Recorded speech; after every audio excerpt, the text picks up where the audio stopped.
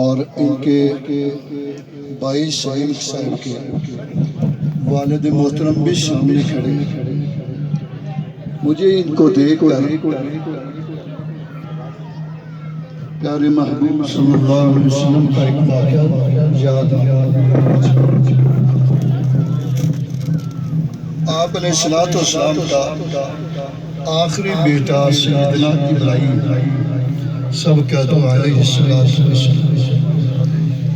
آپ علیہ السلام کا آخری بیٹا سیدنا ابراہیم، اس کا واقعہ نظر آ گیا۔ سامنے بھائی ظفیر صاحب نظر آئے کہ ایک وہ عالم بھی ہوگا کہ اللہ نے اپنے محبوب کو اولاد بیٹوں کی صورت میں دی لیکن واپس لے گئے۔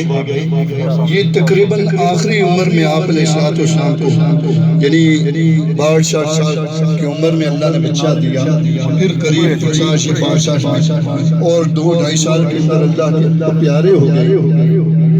یوں حدیث میں آتا ہے، بڑی دل کے اوپر جو ہے ہاتھ رکھ کر سننے کی بات ہے۔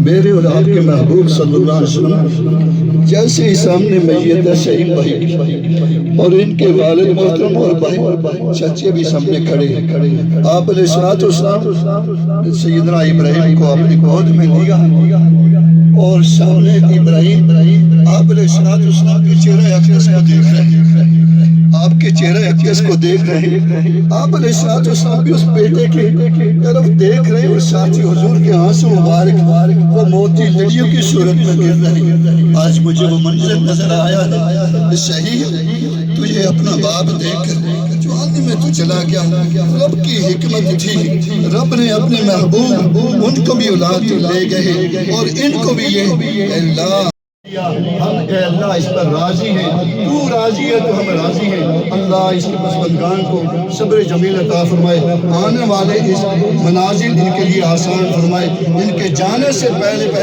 میرے اللہ ان کی قبر کو بقائے نور بنا دے، ان کی قبر کو بقائے نور بنا دے۔ اے اللہ ان کے لیے قبر میں جنت کا بچھونا بچھا دے۔ اے اللہ ان کی قبر کو جو رمضان المبارک میں مسلمان مرد یا عورت مر جائے، مسلمان یا عورت رمضان المبارک میں مر جائے، آپ نے السلام نے فرمایا روز قیامت تک اس کا حساب نہیں ہوتا، روز قیامت تک اس کا حساب نہیں ہوتا، بند کر دیا جاتا ہے۔ اللہ اس کے ساتھ بھی ایسے ہی معاملہ فرمائے۔